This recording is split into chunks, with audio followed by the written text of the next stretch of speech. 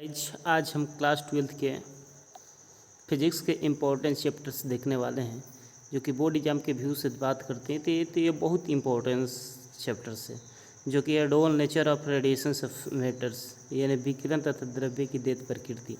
इसको अंग्रेजी में बोलते हैं डोल nature of radiations of matters के बारे में हम लोग डिस्कस करने वाले हैं। तो इसमें सबसे पहले प्रकाश विद्युत प्रभाव के बारे में जान लेते हैं। ये समझेंगे और सीखेंगे प्रकाश विद्युत प्रभाव, यानी इसको अंग्रेजी में फोटो इलेक्ट्रिक इफेक्ट के नाम से जानते हैं। अब यहाँ पे जानेंगे कि प्रकाश विद्युत प्रभाव क्या होता है। प्रकाश विद्युत प्रभाव क्या होता है? प्रकाश विद्युत प्रभाव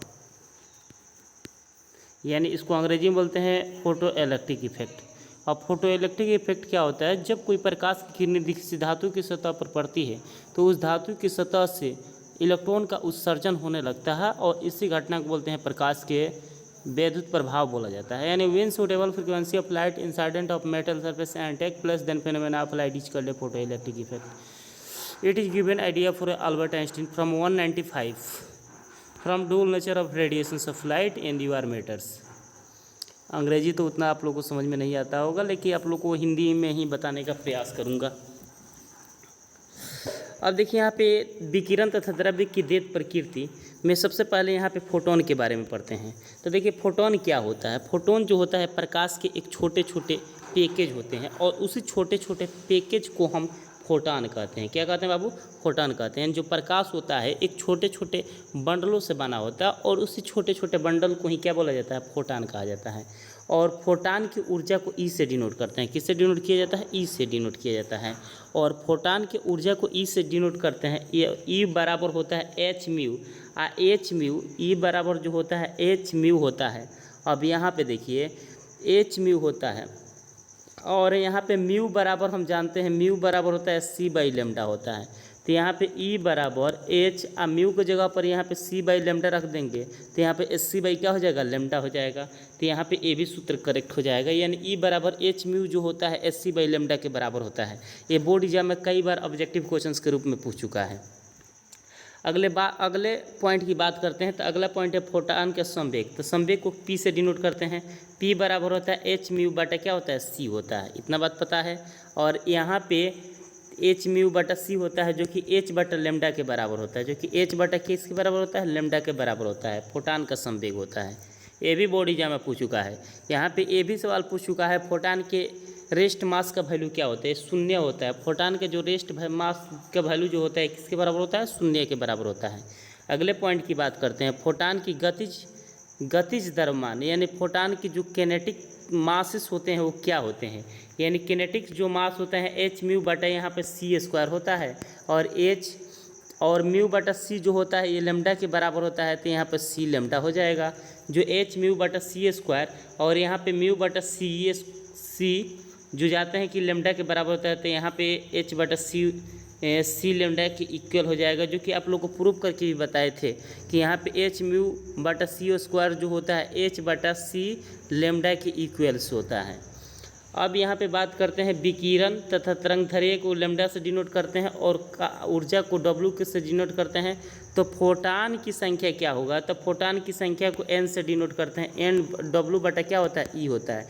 यानी ऊर्जा बटा क्या? ऊर्जा बटा एनर्जी। और यहाँ पे ऊर्जा जो होता है पीटी को से भी डिनोट करते हैं।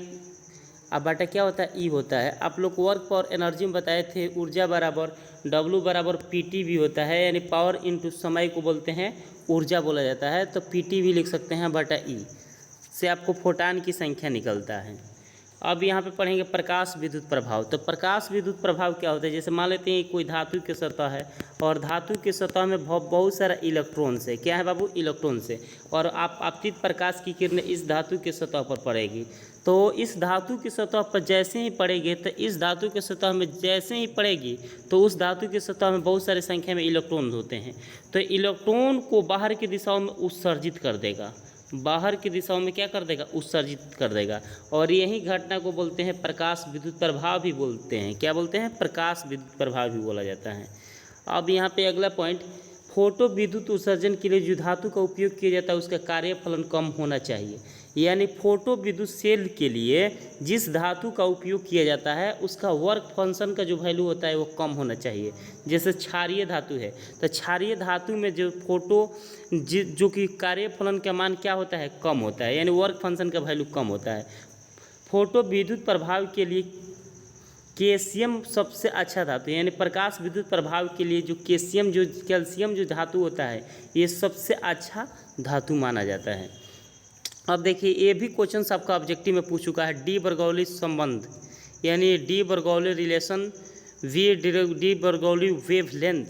डी बर्गौली तरंगदैर्घ्य के लिए सूत्र होता है लैम्डा बराबर h/p होता है, और यहाँ पे h/p जो संवेग होता है, संवेग का वैल्यू क्या बताए थे, mv बताए थे।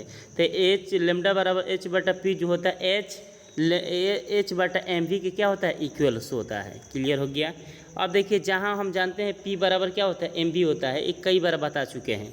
गतिमान आवेशित कण q से संबंध तरंगदैर्घ्य का विभवांतर v पर लागू किया जाता है तो लैम्डा बराबर जो होता है h/√am 2m QV होता है, जो ये सूत्र होता है तरंगदैर्घ्य का, डी बर्गौली वेवलेंथ का, ये भी प्रूव कराए थे।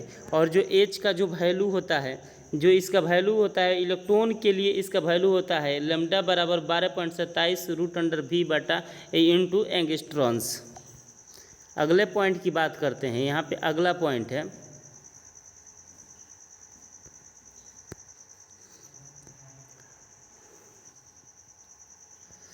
तो ये फोटान के लिए, फोटान की अगर बात करते हैं तो फोटान का लैम्डा का मान होता है 0.286√V एंगस्ट्रॉन। अगर ड्यूट्रॉन, ये देखिए 3-4 गो होता है, इलेक्ट्रॉन होते हैं, प्रोटॉन होते हैं, ड्यूट्रॉन होते हैं और अल्फा कॉलम होते हैं, सबका अलग अलग लैम्डा का वैल्यू होता है, यानी तरंगदैर्घ्य का जो मान होता है अलग अलग होता है। प्रोटॉन के इतना बताए और ड्यूट्रॉन का होता है 0.202√V एंगस्ट्रॉन, ये ड्यूट्रॉन्स का होता है। और अल्फा कण का होता है 0.101√V एंगस्ट्रॉन, ये अल्फा कण का होता है। कभी कभी बोर्ड एग्जाम में पूछ देता है, लेकिन यह क्वेश्चन पूछा गया है बोर्ड एग्जाम में कि कार्यफलन फाई बराबर होता है h म्यू। कार्यफलन फाई बराबर क्या होता है, h म्यू नोड होता है। और जो h जो होता है प्लांक कांस्टेंट होता है, यानी प्लांक नियतांक होता है। और प्लांक नियतांक का जो वैल्यू होता है, प्लांक नियतांक का जो वैल्यू होता है 6.6 × 10⁻34 जूल सेकंड होता है। ये 6.6 × 10⁻34 जूल सेकंड होता है। ये बोर्ड एग्जाम में कई बार पूछ चुका है दोस्तों। जहाँ भी नोड को बोलते हैं म्यू नोड को बोलते हैं देहली आवृत्ति बोला जाता है। और निरोधी विभव का होता है जिसमें विभवांतर के मान 0 के बराबर होता है, जिसको निरोधी विभव बोलते हैं। ठीक है। अब यहाँ पे देखेंगे आइंस्टीन प्रकाश विद्युत समीकरण।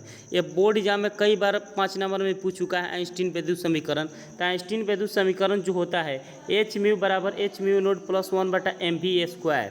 ये भी हो सकता है, इसको ज़्यादा हम यहाँ पे कंक्लूजन करेंगे तो इसको ऐसे भी लिख सकते हैं 1/2mv²। इसको हम यहाँ पे ला सकते हैं और h म्यू और h म्यू नोड वाला को हम एक साइड लाएंगे तो 1/2mv² बराबर h दोनों में कॉमन है तो h को कॉमन कर लेंगे तो म्यू माइनस क्या हो जाएगा, म्यू नोड हो जाएगा। तो आइंस्टीन विद्युत समीकरण ये भी हो सकता है। अब यहाँ पे इसको ऐसे भी लिख सकते हैं जो 1/2mv² होता है यह EV/s के बराबर होता है तो h म्यू माइनस क्या हो जाएगा, म्यू नोड। अब यहाँ पे अगला सवाल है द्विबर्गौली तरंगदैर्घ्य गैस के अणु के साथ। गैस के अणु का जो होता है बाबू यहाँ पे लैम्डा बराबर h/√3mkt होता है, जो कि यहाँ पे सूत्र दिया गया है, देख सकते हैं। मेरे प्यारे दोस्तों, अगर जितने भी लोग बोर्ड एग्जाम देना चाहते हैं और बोर्ड एग्जाम में ज़्यादा से ज़्यादा नंबर लाना चाहते हैं तो फिजिक्स के आप सिर्फ फार्मूला को कमांड कर लीजिए। बोर्ड एग्जाम में अधिकतर क्वेश्चंस ऑब्जेक्टिव टाइप्स क्वेश्चंस को आसानी पूर्वक सॉल्व करके आइएगा, बशर्ते कब आप लोग को फार्मूला पता रहेगा तब। चलिए आज इतना ही रहने देते हैं।